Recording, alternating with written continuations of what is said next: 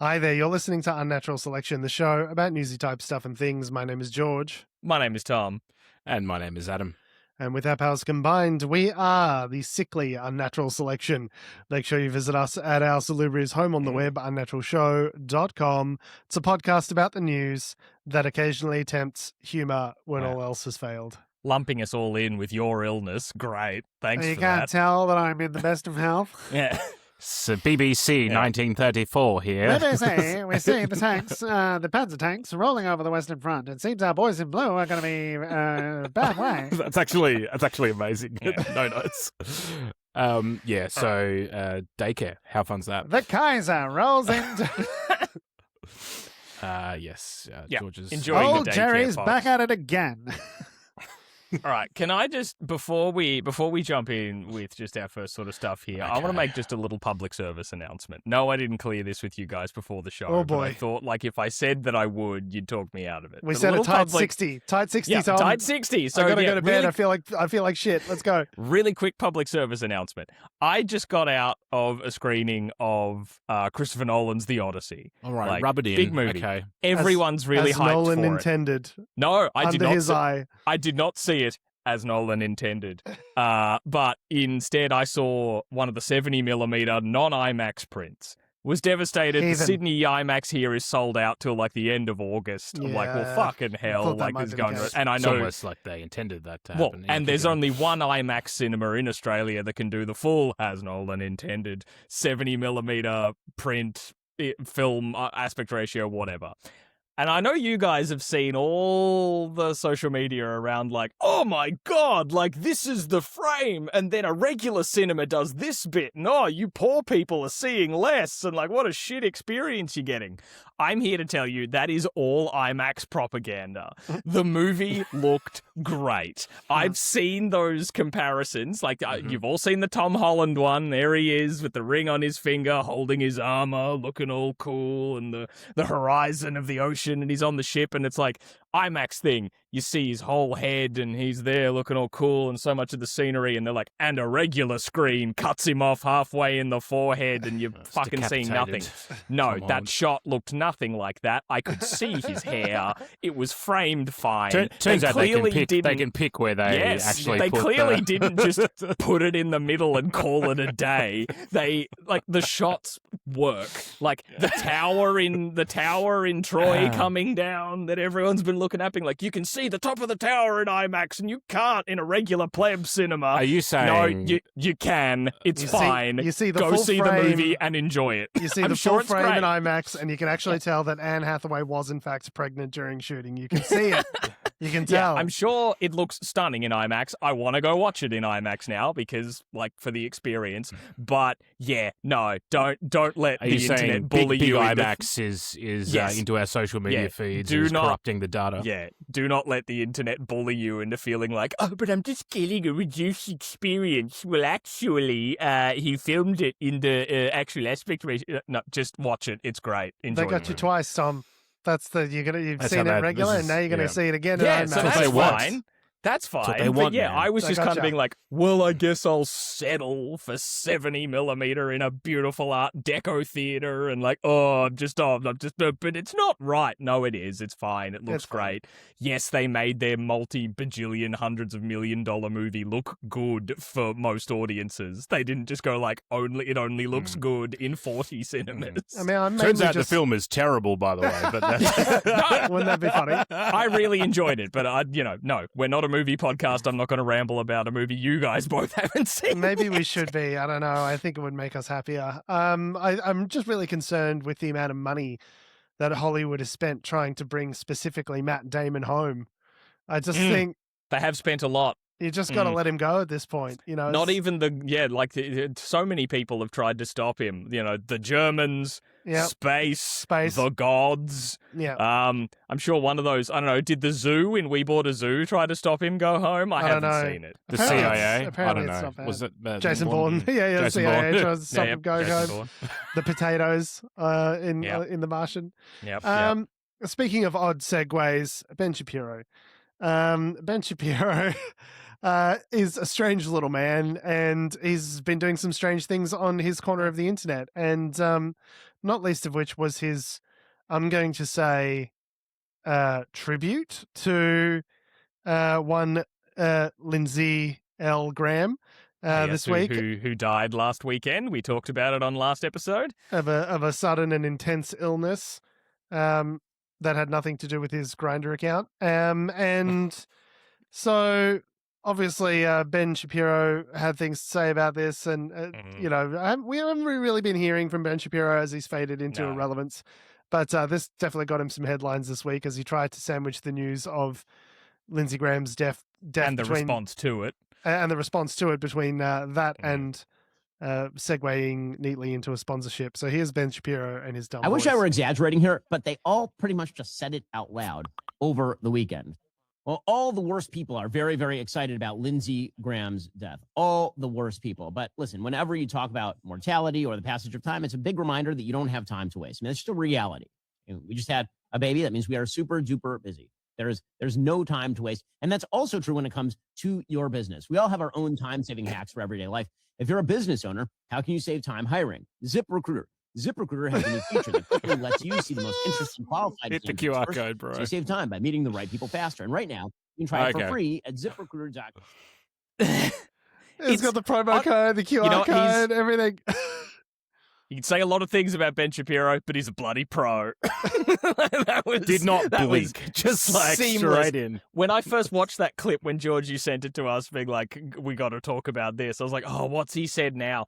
And I thought I'd missed it because I just went through and then suddenly he's talking about fucking ZipRecruiter or whatever. I'm like, whoa, hang on. How did he so smoothly just land that plane? Incredible work. Surely they just get AI to do the transitions now. Like, he's not writing that himself. Do you know what I mean? Like, it's like, see if we can work in what was it? What was the product? I don't know what the product was. Zip code. ZipRecruiter. ZipRecruiter into this speech about Lindsey Graham. The question is, does he go back to the topic, to Lindsey Graham's death?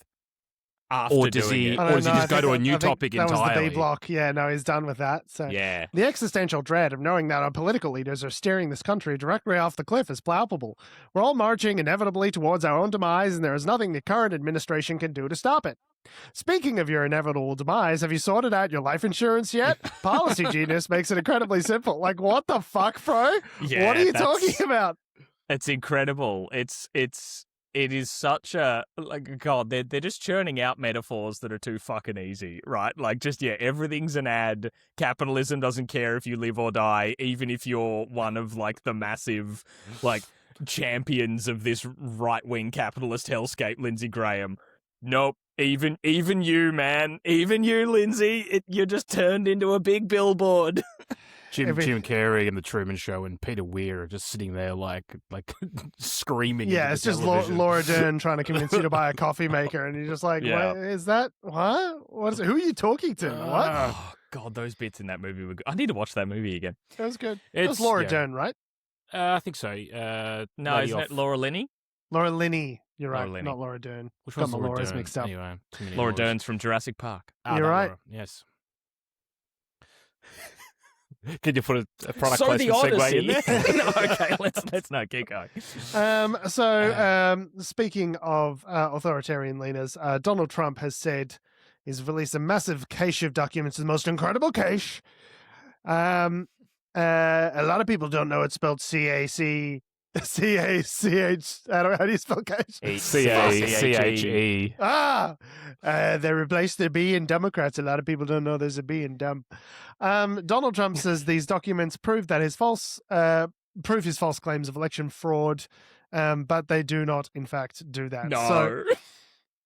So, President Donald Trump released a trove of documents during a primetime address to the nation, which we will unfortunately be forced to play a few minutes of, that allies had hyped as a smoking gun that would prove his long-debunked allegations of mass voter fraud.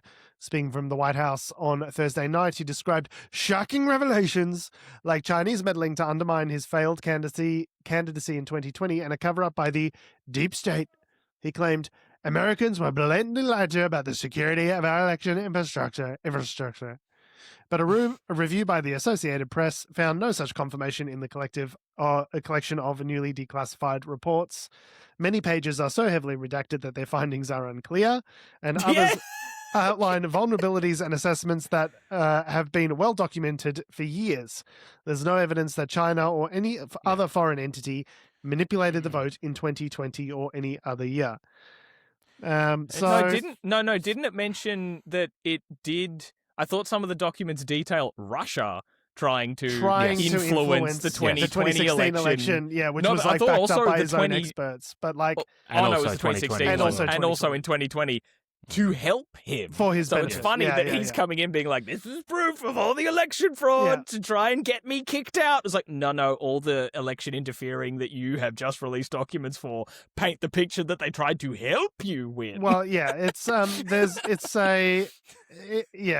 certainly, like, we've known this for years. There's certainly a campaign from Russia to benefit Trump during those election cycles, but like, what he's alleging, like switched votes and things like that, there's no evidence of any of that. And it's funny because like the content of his speech just clearly has no bearing on these documents that they've released. If anything, often it says like the opposite of what he's trying to say. Same thing right? they tried to do with the Epstein files. It's a bait and switch where you just say that, we'll release the files and it's going to have all the evidence in there, and then there's literally nothing in there. No, we didn't think you'd actually read the files. I didn't realize anyone else could read. I thought I was the only one who couldn't read. This is... So, I mean, he's been saying this shit for years, right? Why is this important? It was a televised national address. There is the November midterms coming up. This is laying the groundwork for some sort of... some sort of our election integrity can't be trusted, and that's why we need to seize the machines. And We're also... seize the machines with our gigantic hands. And also straight up name-checking China, which they haven't kind of, I thought, really done before in this election fraud narrative that they're spinning, right? It was always like the voting machines, the voting machines can't be used properly. The Democrats are fucking stealing the voting boxes or whatever. He's never, unless I'm forgetting something, he's never like straight up said China's trying to fuck us now. He hasn't like pivoted. So that's why this is significant. Like China's hey, I don't know if you know, guys, China's kind of a big deal. Really bad guys, bad hombres. I mean, it's saying that China's got all the data, but I mean, like, China's got the data. They don't want to overthrow the election. China just wants to sell you stuff. That's literally, it's just marketing information at this point. And so, all right, we've got another message coming in from Ben Shapiro. We are seeing a terrifying rise in authoritarianism, and the mainstream media is absolutely determined to silence conservative voices. They want to completely shut down your ability to hear the truth. But you know what sounds brilliant? The crisp, clear audio of Raycon wireless earbuds. Totally natural. Seamless. On brand. Anyway, so I'm sorry to say, unfortunately, I have to bring you some brief audio of Donald Trump saying words again on this podcast. I don't like to do it, but here it is. So he spends the first 5 minutes of this 25-minute speech going, everything's great. The economy, the best economy, best inflation. Joe Biden was a cuck. Like, he just spends the first 5 minutes sort of just saying how good everything is, and then doing his own little awkward segue into, by the way, the nation's voting system is corrupt. So we'll just skip straight to that part. America is back and doing really well, but we still have a major challenge that must be urgently addressed, because no country can be great without fair and honest elections. You have to trust your country, because if there can be no trust, there can be no greatness. And that's very simple. No trust, no greatness. For many years, I've called for bold, swift, and decisive action to protect the integrity of America's elections. Every American deserves to know that when they cast their vote, that vote will be counted accurately in a system, and that is to make that system secure, one where cheating and interference are not just difficult, but virtually impossible. Speaking of cheating, my gorgeous wife Melania has no idea. Unfortunately, the system we have today falls catastrophically short of that standard. Tonight, I'm announcing the immediate declassification and release of critical intelligence revealing shocking vulnerabilities in our election infrastructure. This evidence shows that the election system we have dangerously exposes like levels never thought possible to hacking, exploitation, and foreign interference. Just as disturbingly, this vital information has for many years been covered up and hidden from you, the American people, our beautiful, our great American people. I don't know why, but whenever he's reading a teleprompter statement, he always sounds like he's reading it very much for the first time live. You are beautiful American people. Of course he is. Who we love, the American people are great. Great American people. Yeah, no, I got this. Like he he's definitely he's like he doesn't deciphering rehearse, the words all for the first time. He just ballses it. Yeah, I think surprising no one, Donald Trump does not rehearse his speech. No. Absolutely. That all changes right now.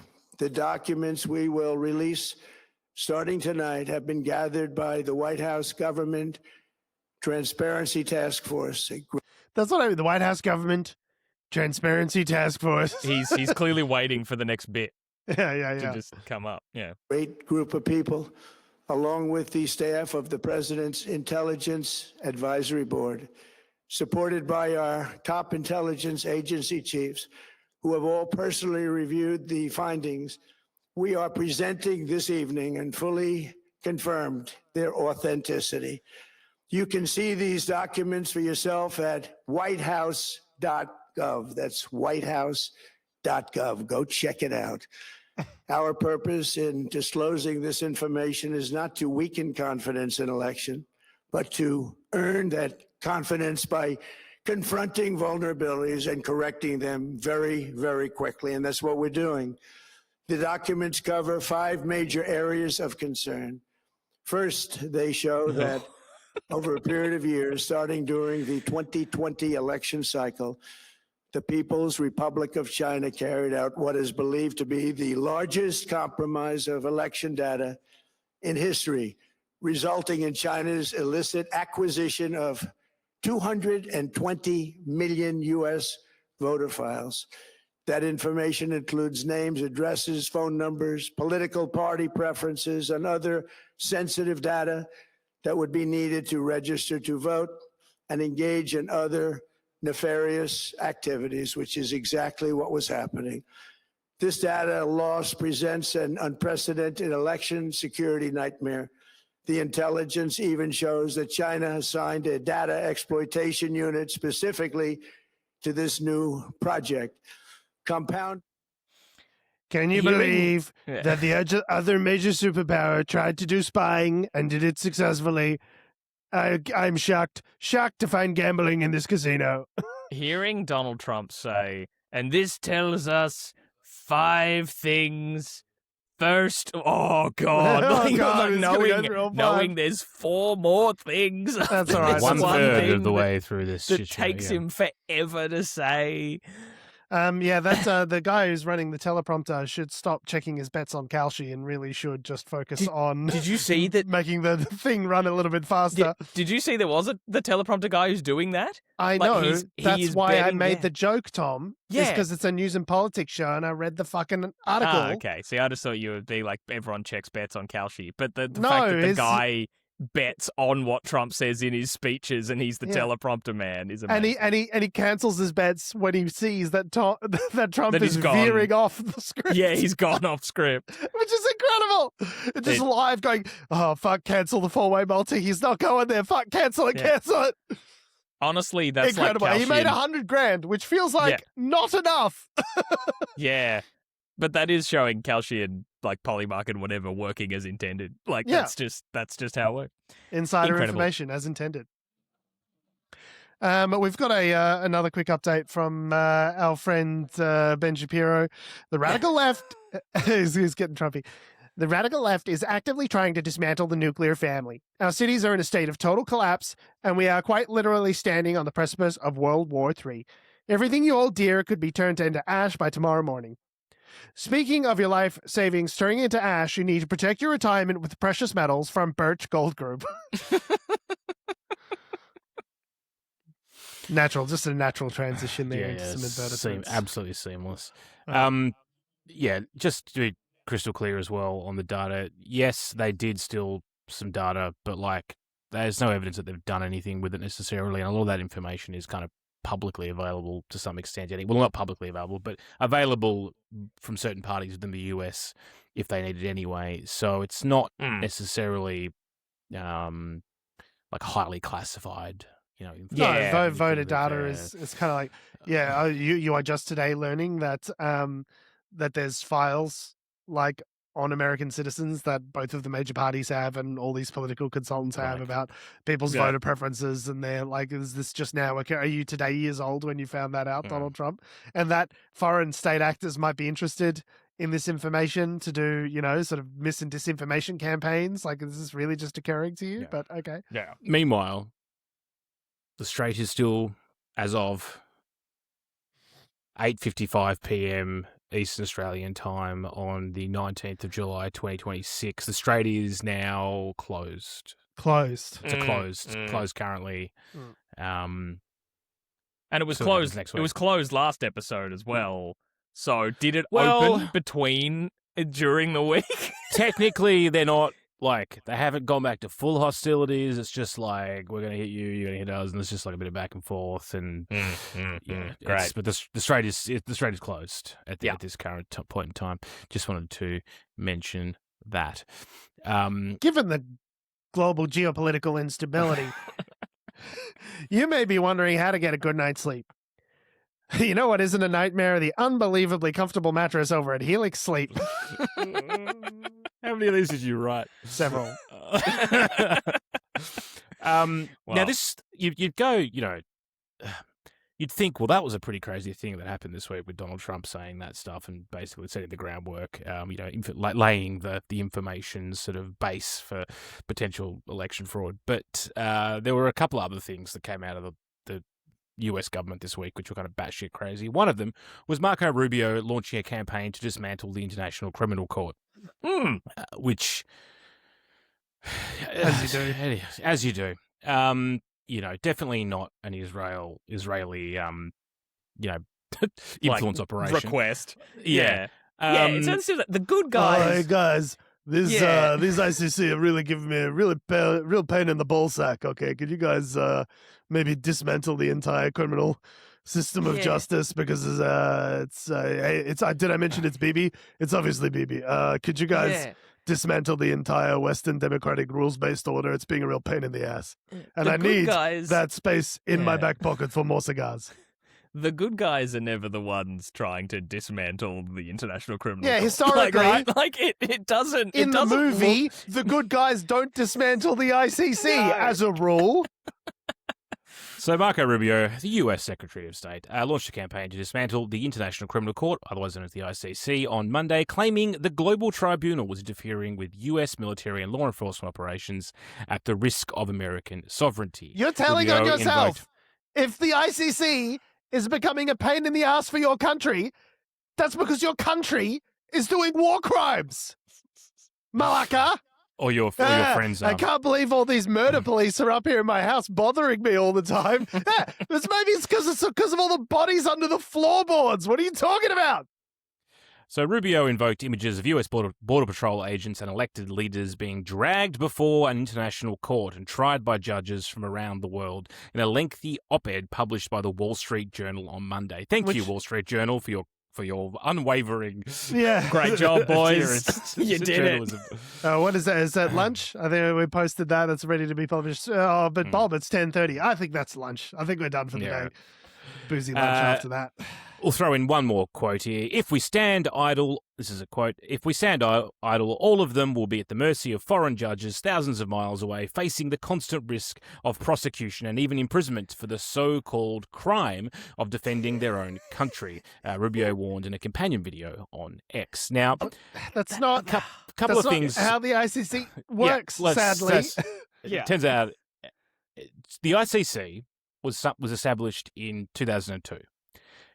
It's called the Rome Statute, I believe. You have to be party to it. You have to sign like the agreement. You have to Which the US loves to not do. They love to not ever commit to any of these treaties because they don't want to give up any of their sovereignty, right? And they know that because they do so many crimes all over the world that if they did commit to any of these international bodies in the way that other nation states are expected to do, they might be on the business end of them. And so that's why they do not commit to them. Things like the Kyoto Protocol, things like the ICC, things like, there's a lot of these international treaties which are validated by basically every country except for the United States because of, the crimes. Yeah. So the way it works is, if you were a party to this treaty, if you've signed it, the International Criminal Court can investigate war crimes specifically, and other crimes against humanity on your territory. So there's this assertion or this assertion that somehow American Border Patrol agents working within the United States are going to get hauled off to the Europe. Hague. Yeah, it's not going to happen. And get thrown before a Belgian, judge is a load of crap. Hi, how are we all doing today? Yeah. So what do we have? Some ICE agents. Jail, straight to jail. The reason why would you Rubio like a chocolate? Now it's Belgian jail, so it's pretty good. Yeah. But would you like some chocolate? The reason why they're doing this is because the Palestine asked the International Criminal Court to come and check out what's going on in Gaza. Yeah. And therefore, this is where the charges for Netanyahu and half the Israeli cabinet have come from. Yeah. Because they are operating on a, basically someone who is a country that is not necessarily signed, I think, but are they a signatory or are they just I don't know, but they're part of the agreement. Sure. And so even if you are a party that is not a party, I'm using the word party too much. Even if you are a country that is not a party to the agreement, if you do something in someone else's country who is a party to the agreement, then you can be investigated for war crimes or whatever, right? Because otherwise, Uganda would just say, no thanks, and then they just be able to continue doing their war crimes in their country and others, right? It's all about jurisdiction of where the crimes took place, right? Like, not the home origin of the perpetrator, but where they conducted the crimes. And the ICC are the ones who issued arrest warrants for Netanyahu and stuff, right? That have been a subject of contention for a while now, of questions to. I believe we are a signatory of the we Australia, of the ICC, because people have been asking Albo, being like, if Netanyahu comes to visit Australia, are we not obligated to arrest him because we are a signatory of a court that has issued an arrest warrant? So technically, it's probably why they sent the Israeli president earlier in the year rather than. Netanyahu. So technically, yes, I think, but obviously there's other local laws and things like that to consider. So in a interview with the New York Times this week, Zoran Mamdani, the New York City mayor, was directly asked this question: would you arrest Netanyahu if he came to New York City, as he's planning to do in September? And he basically gave an answer which was something to the effect of we're talking with lawyers to see what we can do, but basically I want to. Yeah, it's like, if I can, I will. If I can, I will, basically was the answer. Yeah. Man. He's been dropping bangers. Anyway. So this is just, it sounds like it's an influence operation from the Israelis trying to request a favour to, So, by the way, this is the other thing that's important. So the way Rubio, that he hasn't just made a speech, what they're saying is they're going to threaten sanctions, basically, for any country. They're going to try and strong-arm countries to basically pull out of the agreement. I was going to say, how do you dismantle an organization you are not a signatory to? Well, you're going to strong-arm everyone else to turn on them, right? Yeah. So, and if eventually how do you eat an elephant, Tom? Countries... One bite at a time. Eat an. I thought you said weed. How do you weed an elephant? And I was like, is this why is a raven like a riding desk? Like, what? George, I'd like the Sudafed kicking in. I'm sick. I'm so sick. One other thing that happened this week, which wasn't in the rundown, I do want to mention, was Pete Hegseth, Secretary of War. Secretary of War. Secretary of War Crimes, Pete Kegsbreath, yes. Yeah. Announced an initiative within the US military for basically testosterone therapy for men. Yeah, that's right. So Boosting their globally, testosterone. Perfect. to be very clear, like testosterone is known to be dropping in men globally, sort of on the average. But the US the military, hormones are making the frogs gay. Hey, it's So me, the- Alex Jones. I just jumped in the chat. I saw the documents. what? But this is coming from an organization which is one that's got this weird sort of, ideological bend on gender. And this sort of war on sort of the, everything's going to be very black and white. You can't have any sort of anything in the middle. It's going to be boy or girl, nothing else, and go to your gender roles. But like, this is also an administration which has basically said we're not going to offer. We want to rally up against gender affirming care. But what they're basically doing Yeah. Is is providing offering testosterone gender affirming Yes. care Yeah. to men. Yeah, which is I am all against gender affirming care. Now, here's my line of testosterone supplements. yeah. It's also just Use like, the code Alex wow. Jones 2020 1776 Methinks to get your gender affirming care at TrumpRx.com. Methinks the lady Pete does protest too much because, like, he seems really obsessed with we need our fighting men, we need the men and testosterone and just with muscles and chest hair and just rippling abs and just like rock hard men out there shirtless fighting our wars and just all sweaty and I don't know, General. Maybe we should bomb the civilians. Maybe we should. But can you drop it? Give me 20. yeah, like I think It he really- took the wrong thing from Top Gun. I haven't seen all of Top Gun, really but the did. volleyball bit from Top Gun, I think he Do enjoys it all you need to know. for the Yeah, right. boys. That's all you need to know. Just that scene in Yeah. both movies. Like it feels like that's on a loop in his head at all times. Yeah, he it's is just obsessed with doing it for the with boys, just on a loop.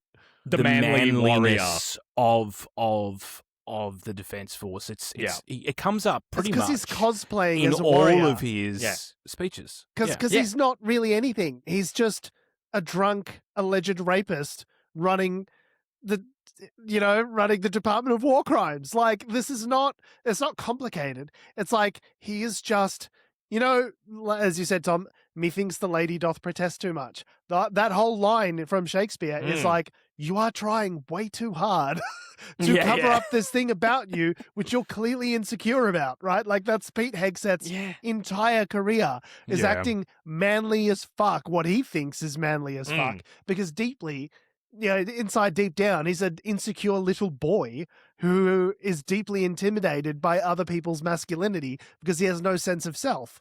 Because his father left when he was a very young boy, and actually, the more I say it, it's the more I talk about this, it's just getting sad. It's just getting very sad. Can you do a Except for all segue? the people into, that he's murdered. Yeah, If so you're feeling sad. children are being indoctrinated. The traditional values that built this nation are being systemically erased from the history books, and quite frankly, your privacy is being invaded by big tech on a daily basis. They are watching your every move, so why make it easy for them? Secure your digital footprint with ExpressVPN. Oh, so I was going to say, if you're feeling sad because you have a Knights Templar sigil tattooed on your chest and drink too much and are really insecure about your masculinity, talk to us here at BetterHelp. Yeah. BetterHelp are a mental health BetterHelp hotline. offers therapists from around the globe in your time zone. Yes, even at US CENTCOM time. Yep, even to secretaries of war. Yeah. And to be clear, Specifically, it's just the ad is specifically for Pete. It's just like, Hegseth, Pete, yeah. are you okay? Pete Hegseth, specifically, are you okay? Are you hearing us? Because it is one of those things where it's like, it's probably not a bad initiative, like in the sense that like it's an opt-in thing. If your doctor recommends it, you get the option of picking it, and it's a paid healthcare thing, right? If you're a member of the Defence Force. But what's weird is that would just normally be like a page 5 of like some memo that they would send out. Meanwhile, The fact trans that- people are kicked out of the military. Yeah. Currently. Meanwhile, So it's like, they were like, I'd love some testosterone therapy. Can I also have some? They're like, not you. You don't have the right bits. Yeah. Different bits, and then you could get this exact same treatment. I'm Yeah, I was confused gonna say, about can what I'm we- angry about. Can we reframe it for them to be like, but these trans men, they'd love some. We want they'd them love some more extra manly. testosterone. Yeah, Like, I wonder get if him they super great. manly. Like, I wonder if they thought that far ahead. Probably not. No, definitely But not. what I was going to say is, the weird thing is that he took to social media to announce this personally, which is very weird. He needs us to know. He wants his men. He wants the manly hairy, Gaston-like. Yeah. Now watch this drive. So, Pete Hegseth can't get, he just loves being in front of the camera. The new DNI, or the nominee for the new DNI position, maybe not so much. The Director of National Intelligence. Sorry, I had to look it up. George casually dropped DNI before the show, and I was a bit like, it sounds like I'm supposed to know what that means. So this was Tulsi Gabbard's old role. Old rogue went rogue and is now no longer in the role. So the inimitable Jay Clayton. The hair thing. Because she looks like rogue joke. Yeah, from the hair thing. That's see what you Marvel did there. Trademark. That was great. Yeah, no, we can't show that. So immediately get a takedown request. You know we got a strike on TikTok? Anyway. For what? Hang on, we got taken off TikTok. Because we said that Donald Trump was the main proponent of political violence. I'm appealing it. It's fine. You violated our community standards. Which community standards? Telling the truth? What the fuck? Yeah, I was going to say, Jesus Christ, shit is the shit on TikTok. Yeah, I know, right? Way worse. We got a guy on there predicting when Donald Trump's going to die, but I'm the bad guy. Okay, TikTok, whatever. Anyway, so this is a clip of Jay Clayton refusing to answer some basic questions about political history from Senator for, I believe it's Georgia, Jon Ossoff. And it's definitely isn't running for president. Anyway, keep going. Oh, definitely. Oh, yeah, no, he is. 100% he is. Yeah. John, I absolutely want to clip this for my social media. Ossoff. Won the 2020 election. I'm not going to do this with you. This is a job interview. We've established that you have an obligation to be honest and forthright with the committee. Yes, you do have an obligation to be honest and forthright with the committee. Yes. Who won the 2020 election? Like I said, I'm not going to get into that with you. But you do have an obligation to be honest and forthright with the committee. Is anything that I just said not honest or forthright? Yes, you're not being honest or forthright. Who won the 2020 election? I think I've answered the question. We can keep doing this. Well, we're going to keep doing it because you're not being honest and forthright. I'm not going to engage in the theater. It's a simple question, Mr. Clayton. And I've answered. Who won the 2020 presidential election? I'm not going to engage in the theater, he said, thus making this political theater. I've answered it. You're here asking for the support of senators to lead America's intelligence community. We've established that you have an obligation to be honest and forthright with this committee and with the American public, but you refuse to answer a simple matter of fact about the 2020 election. Is that right? No, that's not right. Then answer the question. Who won the 2020 election? I have answered the question. Answer it. What is your answer? I've given you my answer. What is your answer? You refuse to answer a basic question about who won a presidential election, but you asked to lead America's intelligence community? Isn't it humiliating to be unable to answer this question, to have to indulge the president's delusions? We know, you know, everybody in this room knows the truthful answer to that question. Why can you not give it? I think I gave you the answer. Wow. Wow. Yeah, dropping isn't it humiliating that you can't answer Do you this? enjoy That's the cuck chair that you sit in? Yeah, it's just like, wow. Like, yeah, and I mean, yeah, I know nothing about this senator outside of this clip, but it's very refreshing to see that kind of just constant push on them to be like, yeah, you haven't answered this question. I'm going to make you look like the fool patsy that you are. Yeah, very refreshing. I mean, David Spears is sitting there just going, I wish I could do that. Wish I could just push that. Like, it's just in awe of that. What they do is they tend to move on because they're only allowed like so much time. Yeah, and they have other things they want to ask them. Okay, we'll just move on. No, don't fucking move on. Press the guy until he talks, right? Like, do not move on to the next thing. You're not trying to hit him on like 5 different things. All you need is one moment like this where you just go, okay, well, let's just sit in the discomfort of you being unable to answer this basic question of fact. And let's sit in it for 30 seconds, 40 seconds out of my 5 minutes. Because that's all I need. This is going to go viral as hell, baby. Okay? C-SPAN. who's posting this clip is going to go viral. C-SPAN, okay? Yeah, C-SPAN's social media guide will not know what hit him. This is like July. This is from July 15, so middle of the week as well.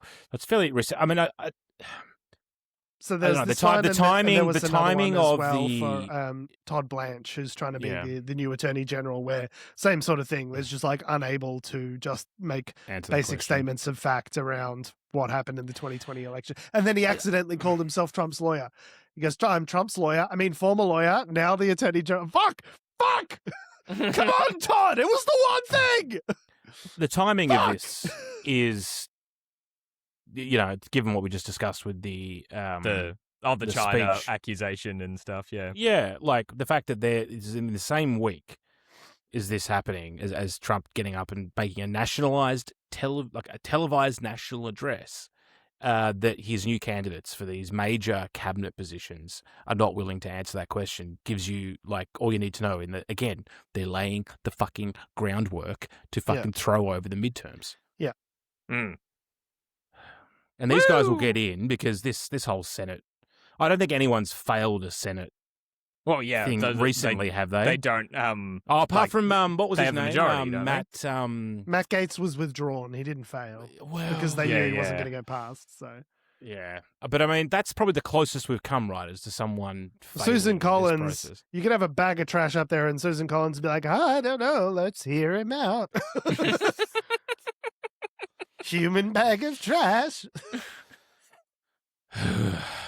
Meanwhile, in Australia, Telstra has been playing humble pie or eating humble pie, perhaps, for the last week, given their outage last week, which affected a lot of people for several hours. Basically, the network went down, for those who don't know. For about 12 and a half hours, took down phones, trains, payment services, like 000 calls. Just imagining the head of IT at Optus that day just being like, how the turntables have turned. Hey, guys, it's not us. Hey, guys, it's Telstra this time. It's not us. Can you believe it? Yeah, Gladys is doing a little dance on top of her table at this one. So basically there was a Senate hearing this week looking into it. So Chief Executive Brady was pulled in front of the Australian Senate and was forced to answer questions. But they admitted fault, obviously explained as much as they knew in terms of what happened. Apparently there was a 15-year-old server that they were doing some maintenance on. They turned it off, did a restart, and that broke all of the clocks on the machine. Yep. Reset the network time. To 2000 and what was it? 2006. Yeah, 20 years Which makes back. you wonder, what operating system is that thing fucking running? That's going to be, I'm sure that's getting fucking Glasswing updates. Definitely, for sure. Because that's weirdly specific. Like in my Is experience, that Windows XP? Is that running Windows XP? I mean, maybe. Is that still the fucking thing running on Cobalt? What is the server? Well, that's the thing that I find That's- weirdly specific about that is like, resetting back to that time. I don't know if their infrastructure would defaults back to the time it was originally turned on or whatever. But, the kind of default time a lot of shit resets to in software programming is either like the first of the first in the first year ever at 0001, blah, blah, blah, or January 1st, 1970?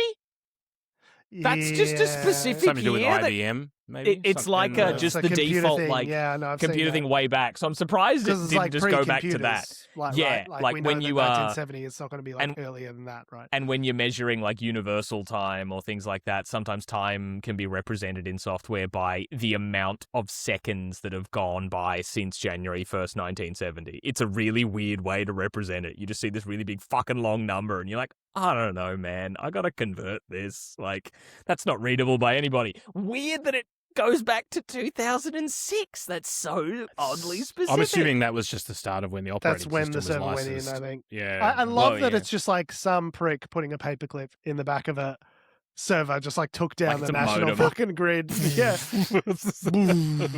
Sanjay, what just happened there, buddy? And I thought Can I get a 10-4 on your what the fuck happened there? Yeah, that a bit whole of the system's down. yeah, that a bit of the reveal of this Senate hearing about the fact that it was because they reset this old server was that they'd been approached about upgrading their hardware previously and had opted not to because if it ain't broke, don't fix it. And no, we don't want to spend the money to upgrade this 15-year-old server, even though we were told we probably should. Yeah, meanwhile the server's in the back going. Yeah. I'm tired, boss. I'm tired, boss. Let me die. Every moment I live is agony. And then some ICT managers go, she'll be right. 30 grand? Nah, it's not in budget. Don't worry about it. What's the worst that could happen? Depending when they were approached to upgrade the server, if it was post and during the current RAM apocalypse, starting with thanks to AI data centers, they probably would regret not updating it 5 years ago. Apparently they could have replaced it for $30,000. Yeah.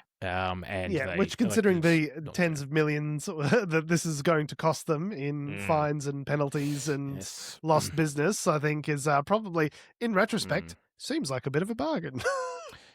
So there was 45% of calls and data were affected during the outage peak. They have made a bunch of welfare calls to check on my 000 impact. And hey, you dead? They have please say also no. offered. Pick up. Please pick up. Please pick up. You dead? Oh, fuck. Oh, shit. I'm so dead. I'm so fucked. I don't think, as far as I'm aware, there's been any reports of people being dying as a result of this. Right. Well, I guess we'll find out in a month or two when someone starts to detect the smell. Yeah. Oh, yeah, fuck, Grandma did actually die. Whoops. But they've offered compensation to people, which I find interesting, but they're not saying, they're not sort of guaranteeing how much you'll get or, whether you will get something. It's and how you'd be affected as and well. And you need to, apply for it.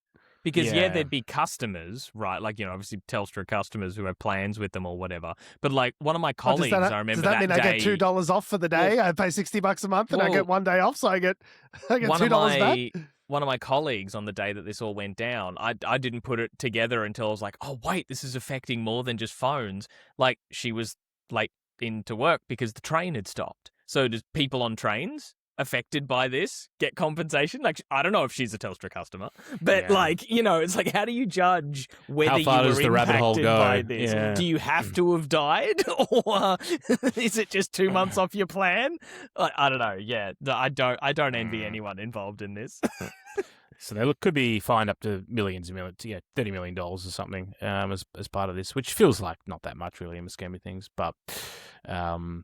It's and that Vicky Brady did say, the Telstra chief executive, she's like, I can't guarantee this won't happen again. I really like my job, but I mean, you can't guarantee this won't happen again. Yeah. The amount of things that can go wrong in IT and software and stuff like that. If you say, it's the whole thing. We are unhackable. Yeah. You know what's going to happen? You're going to get hacked. You're gonna get Someone's hacked. going to find a way. There's nothing that could sink this Titanic.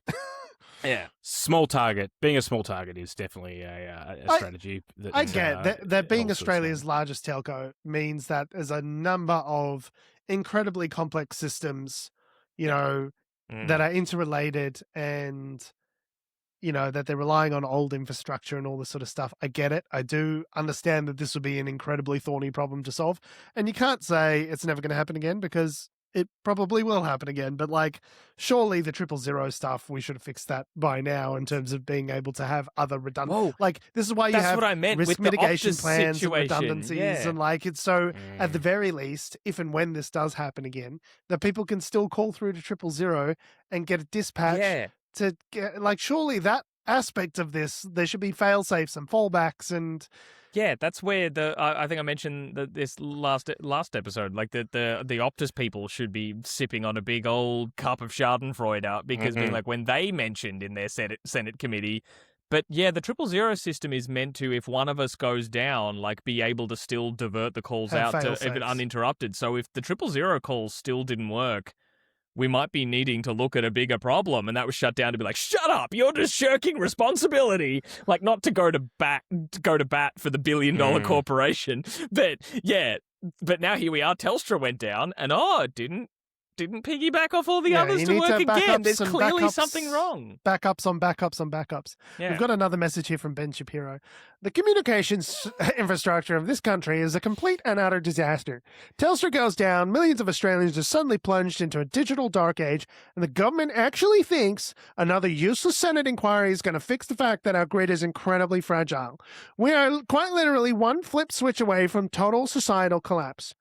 Speaking of surviving societal collapse, you need to be prepared when the supermarket shelves go empty, which is why you need emergency rations from My Patriot Supply. I could actually do with some emergency rations. Actually, doesn't sound like a bad idea just to have in the back closet. No, God, another COVID situation. Get them now. You seen the price of cans of beans lately? Fuck. Don't get me started on Cosy Lives. Don't worry, though, because the Victorian election is coming up and the Liberal Party still can't seem to sort themselves out as a credible opposition. But at last, We've got Twin Rotors in the chat saying needs to be more whiny, but a good attempt at Ben. Thank you, Twin Rotors. I'm naturally sick, which lends to the nasal quality of my impression. So, but thank you. Speaking of whiny, Moira Deeming. Moira Deeming. So, if you haven't been following the Moira Deeming, I'm going to call it a saga. It's an odyssey. It's a saga. It's an odyssey. There's 4 parts. It is an odyssey. Yep. In Italian, there's a phrase, a storia Orlando, which is the story of Orlando. It's like a big saga odyssey. It's like it's like a Pinocchio figure, or like the Odyssey. It was like this, soldier, blah, blah, blah. The Moira Deeming story is a story Orlando. Like that, it really just keeps is. going. Just keeps going. It just keeps giving and giving and giving. When you think she's got nothing else to give, she's got lawsuits. She wins lawsuits. She loses lawsuits. She's going into bankruptcy. It's got everything. It's got drama. It's got political. It's got intrigue. The only thing it needs is a couple of incest scenes, and it could be another season of Game of Thrones. It basically is. Now, the question is, for the purposes of this episode, do we go all the way back to the rally with the Nazis? Yeah. Do we go back that far? Is that wise? There was a rally she had about... She's a famously sort of anti-trans kind of version of feminism, I guess. Is probably trans exclusionary radical feminism or TERFs. So she had a rally about that, and a bunch of Nazis rocked up. Unrelated, they just happened to rock up. They just happened to be there. Yep. They also saw what they were rallying about and thought, yes. And that should tell you something. But, Leo, we're not relitigating the rally. Totally separate. As we know from the successful lawsuit against John Pizzuto, to associate those two things is, slander. So she is not a Nazi. She is not a Nazi sympathizer. The Nazis just happen to love her vibe. The Nazis happen to sympathize with her. With her. Not her the other way around. But the Nazis were sympathizing with her, yes. So John Pizzuto, who was the Liberal leader at the time in Victoria, effectively said some stuff about her, and I think she was kicked out of the party for it, and she came back in. But basically, there was a defamation case that Pizzuto had to defend against. She sued him. And was successful, I believe. And was successful. Yeah. She successfully won. He borrowed money from defamed her. The Liberal Party to actually defend himself, which is currently sitting in a trust somewhere. Yes. So basically, the Liberal Party was $1.8 million of Liberal Party money that's now sitting in a trust somewhere. Millions. That has Moira Deeming's name on it. Yeah. Yeah. So basically, they didn't want to, because he's in a not a safe seat. He's in a sort of what do they call it? Marginal. He's marginal seat. Thank you. Why? He makes such good decisions. They were like, well, we can't have him kicked out of Parliament for bankruptcy, so we've got to give him this loan to pay for the legal fee so he can hold his seat. Yeah. So that all happened. There was a bunch of other stuff, and there was is she going to come back in and stand for become a member of the Liberal Party, because she was put back on the backbench. So she came back into the Liberal Party and was going to contest. thrilled to see her. Thrilled I about bet. Yeah, Just thrilled about to it. see Everyone loves one her. of your colleagues who sued one of your other colleagues returning to work. Yeah. And then everyone Yeah. was really excited to chat Just to her her in the and break her room. and Basuto in the lunchroom, just Don't like fucking talk to me. Don't fucking talk to me, Yeah. Moira. I can't afford to Yeah. get sued. Yeah, what do you talk about at the water cooler? Meanwhile, her legal costs. Twin Rotors is pointing out she was also backed by a rich benefactor Correct. as well. in This that is where lawsuit. I'm going Yes, to. yeah. Is that Yeah. so? To pay for her legal costs, what was the guy's name? It is gone down the bottom. Mr. Grugin. Paid, basically fronted up the legal costs. Just So the battle one- the billionaires. That's all you need to do nowadays. You just got to Millionaires. find a billionaire to back your thing.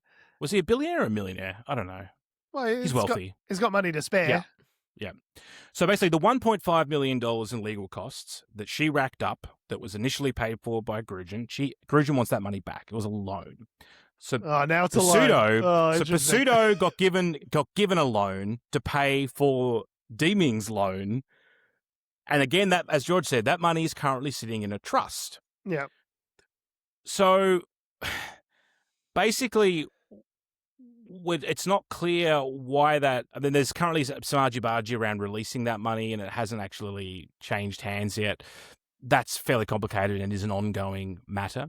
But the headline here, the reason why this is all relevant, is because she just, I don't know, came into the headlines again because she then tried to lodge a complaint against another former Liberal leader, Victorian Liberal leader, Matthew Guy, at a function, and sort of alleged that Matthew Guy had assaulted her at this community event. That he'd essentially, sort of grabbed her and roughhoused her. Put her sort in a of- headlock, I believe, was the Headlock? the phrasing Yeah. used, and then following from that, because the footage came out, and some people said that's not a headlock, and then it Yeah. became about, I didn't quite know what a headlock actually was. I thought that's what a Yeah. headlock was.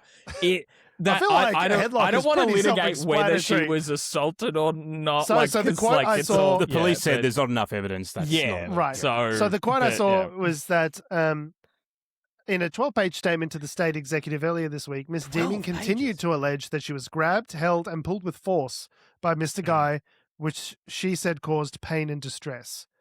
But we can see a photo of them together at this event, and it looks like they're together for a selfie, and the cops have looked at the CCTV and said, Yeah, nothing, I think nothing like that just happened. Yeah, and then there was just almost like something out of Veep. It became about like what defines a headlock, and it was Headlock just is all- crazy. That's Yeah, crazy. it was work. very very strange. So basically, the yeah. Liberal Party were like, you need to apologise, and she has refused to do that. So then they had a vote the other night, and they're like, we're not going to back you. You're not going to be a member of the Liberal Party for the next election in November. I mean, she's about Mm. 3 months away from suing Jess Wilson at this point, so I think it's probably safest to just get her out of there.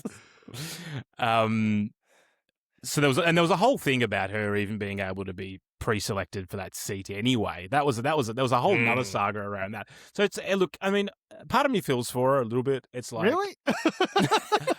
I don't know. She's like What? a youngish woman trying to sort of make her way within a very blokey political establishment. Oh yeah, But it's like you're wherever saying she Jess, goes, Jess Wilson or Moira Deeming? Moira Deeming. Oh no, I don't get that at all. Like What? I don't know, but like I'm just saying, like a part of me, like she's trying to fight the system, but like Are you worried she's going to sue us? yes, yes, but also like she just wherever she goes, there is just drama. I don't know why. Well, to everything Twin has to Rotors- be To Twin Rotors' a point in the drama. chat, you know where she could go? Into the open arms of Pauline Hanson's One Nation with Well, Pauline Hanson. She might. This is the thing: is that One Yeah. Nation are polling very high in Victoria, but they haven't actually got much of the like election infrastructure ready to go for the election yet. We're only a couple of months away. yeah. So while One Nation are like, I can't remember where they are exactly on the ticket. Like Labor at the moment are so unpopular. It's like Jacinda Allen is as popular as Peter Dutton was prior to the last.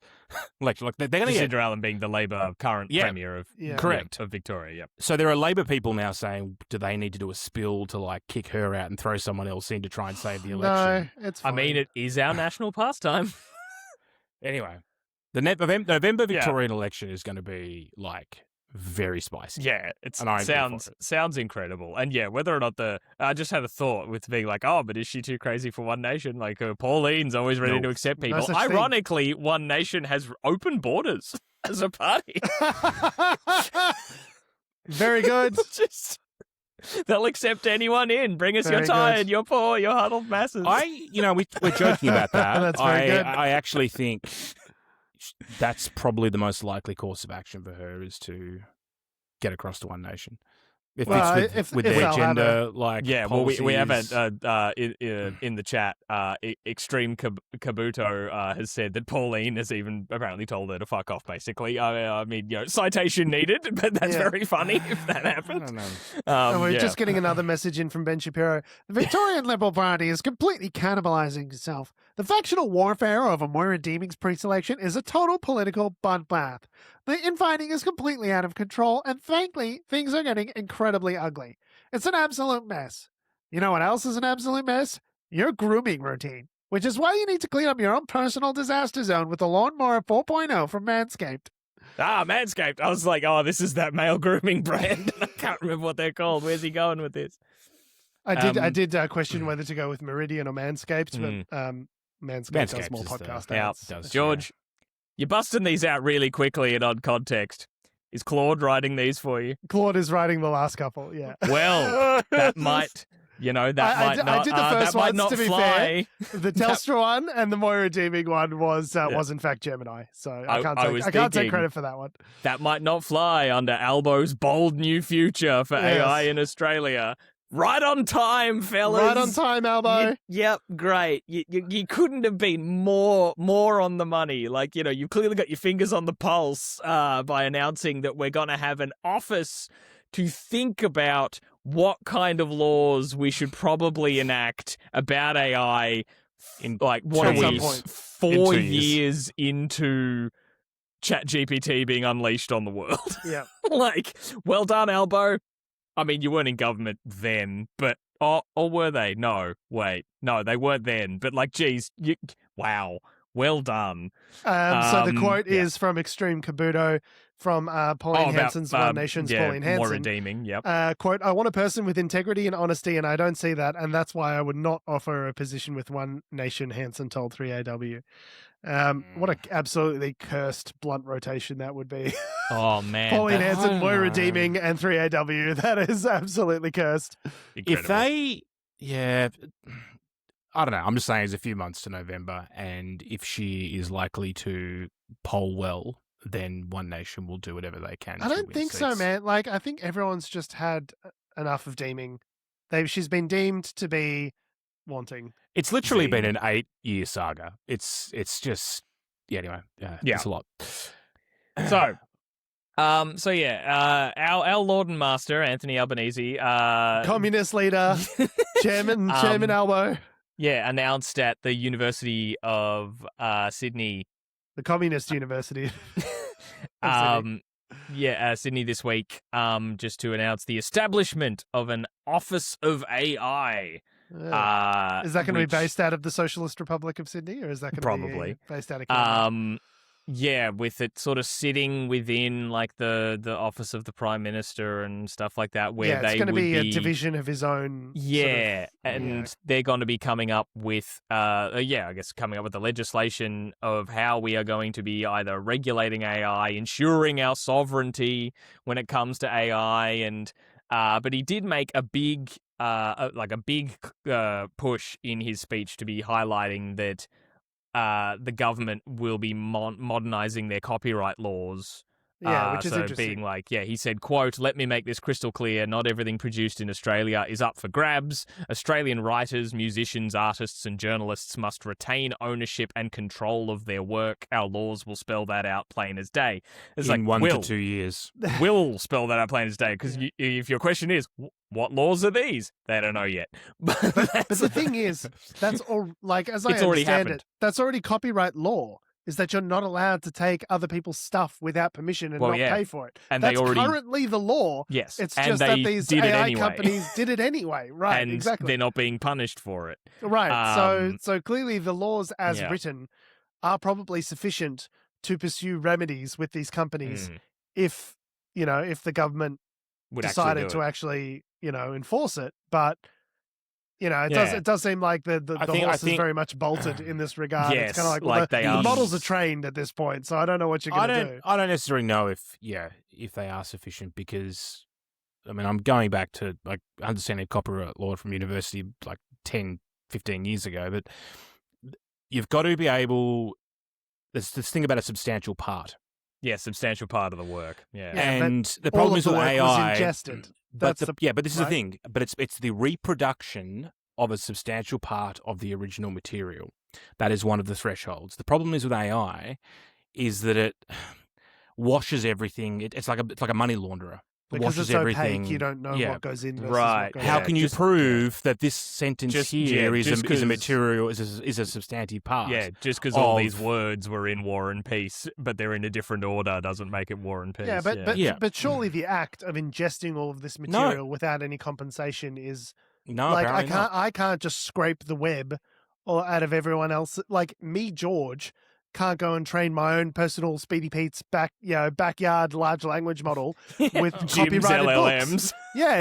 books. Jim's mowing, Jim's car wash, Jim's LLM. They've obviously the data that they've been given is either free. It was not public, legally it's, obtained. It's either No, it publicly wasn't. domain It's or not or public they're paid domain for it. because they're published books But how and things have like they that. gotten it?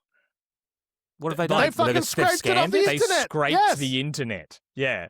It's Google crazy. it. It's Yeah, a yeah. big controversy. But the things that they're scraping. Well, you would think you have to bought, be you bought things... one Britney Spears CD and then therefore you're entitled to the entire Britney Spears catalog? I don't think that's how it works, mate. No, well, this is the other thing. It's not just books. It's music Everything. as well. Music, video, all that sort of stuff. But my point being is that the Scraping laws Reddit aren't. content, the laws, scraping anything and everything that they can get their hands on. I to don't get know whether that is training actually a breach of material. copyright law because you're not. It's the reproduction of it, which is the thing that triggers a breach of copyright law. So scraping it isn't necessarily. Yeah, So the and I think laws, that- in my view, at least, are insufficient. I think the big argument. Yeah, I think I see your point, Adam. That like the laws don't cover the because you're not in breach of like. I know AIs and the LLMs and a person's behavior are not comparable, as we've talked at length. But sort of if I read I'll use War and Peace again. I read War and Peace. And I'm like, that inspires me to write my own novel. And I write my own novel. And it's not War and Peace, but I read it and learned techniques and stuff like that about writing to do it. I haven't breached its copyright. But if I write a book that is very similar to War and Peace and even sections of it, you can see them next to each other, I've breached the copyright law. So what cases, it is it's almost like piracy. It's actually more. It's not so much copyright. It is more. Yeah, it's more like piracy. Yeah. It's more like piracy, where you are buying or using or ingesting unlicensed, or what is meant to be licensed or owned material, and you're consuming that without paying for it. So that's more of a licensing issue to my knowledge. Friend of the show, my brother Jack Heath, he knows that his work was ingested for one of the AI companies' LLM's training. Like he knows it. That it. How all got I'd like to pulled know in. how though. When we say they're taking the data and they're scraping it from the internet, like if I look up a book, unless it's like an old Pirate old books, classic. Adam.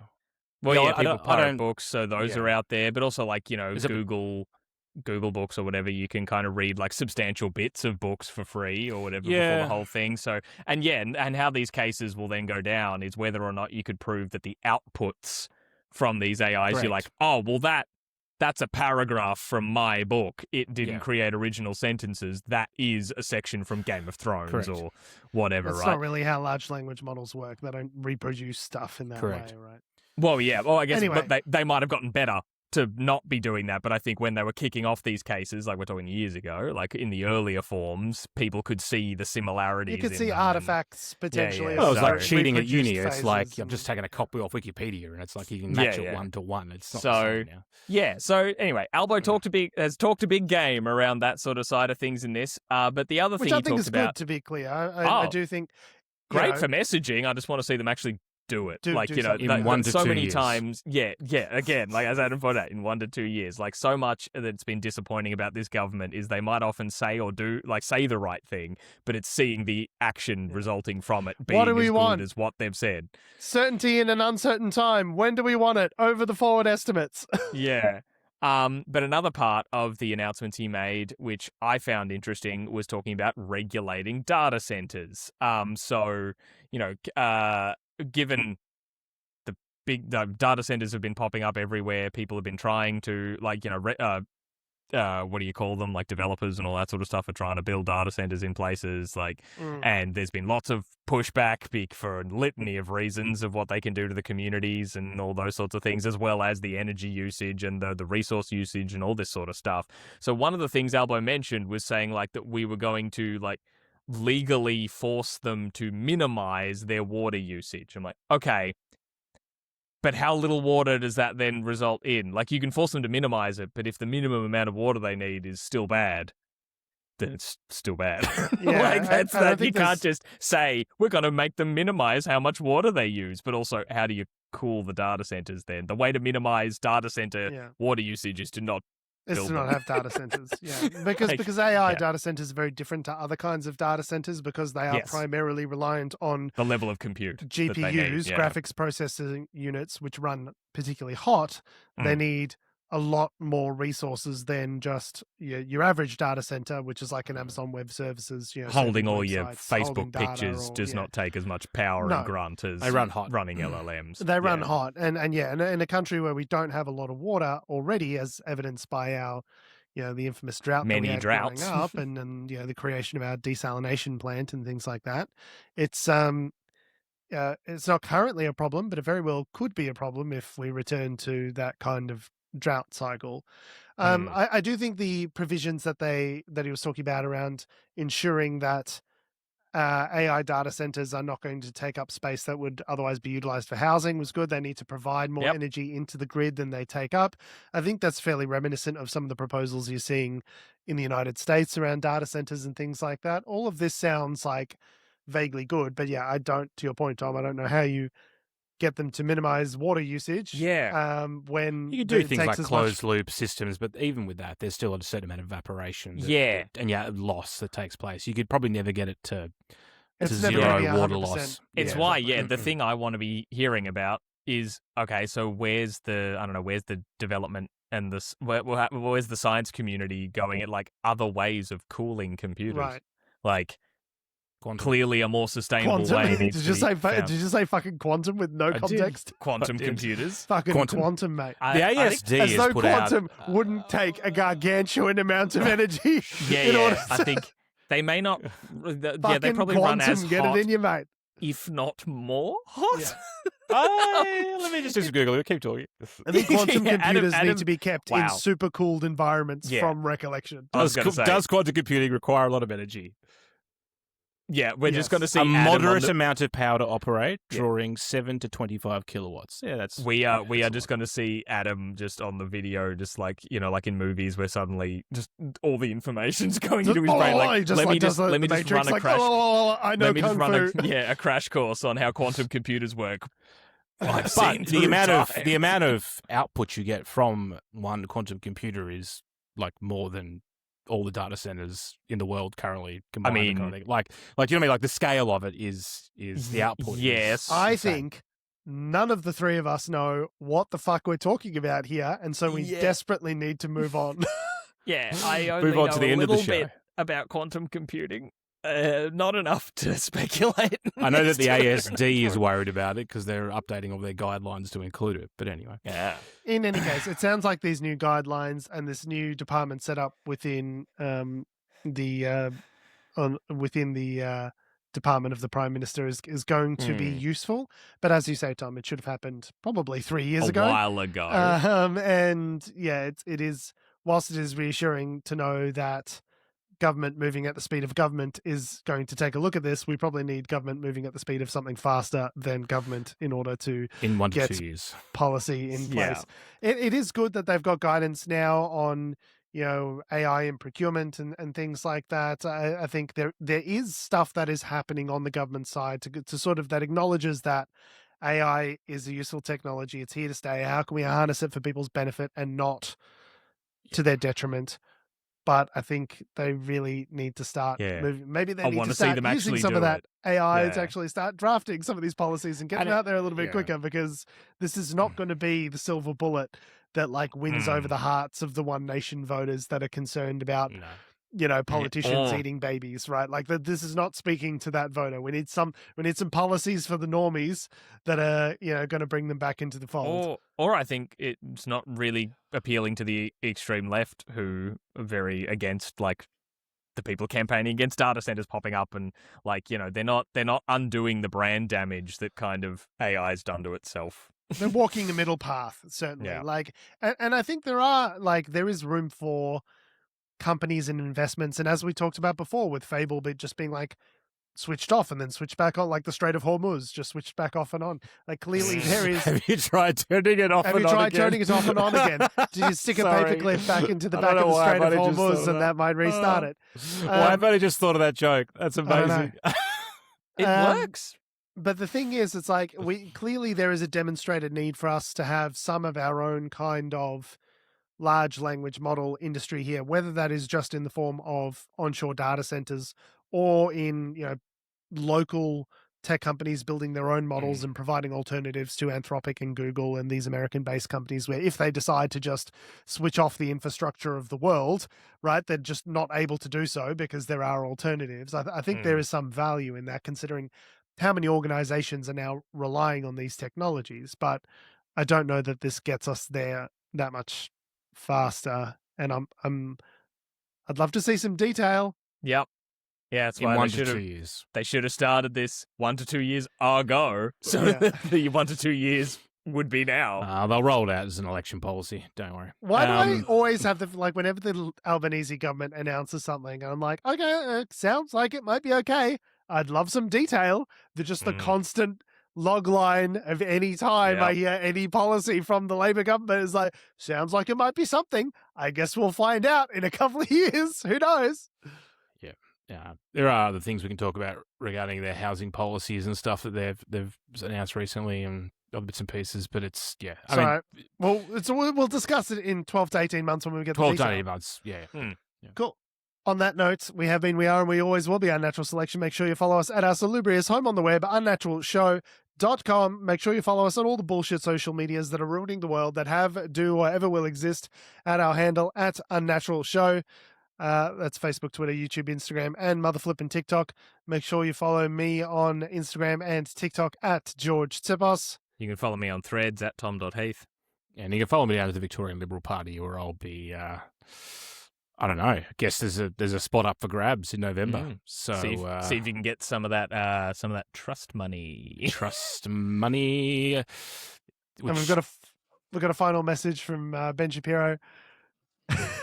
The government's brilliant solution is to set up some useless bureaucratic office of AI that will do absolutely nothing to stop it.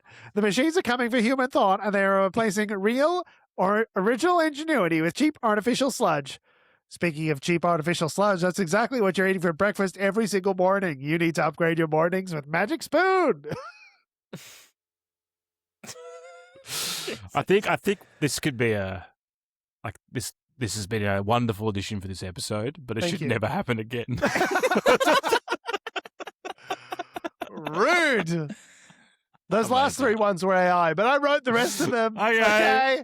I spent a lot of time on those. Whose work did they steal as part of it? I did so much Googling. I didn't know what Birch Gold Group was before this. Is it a good investment? No. It's gold. Thanks for listening, guys. Love your faces. We'll see you next week. I tried so hard.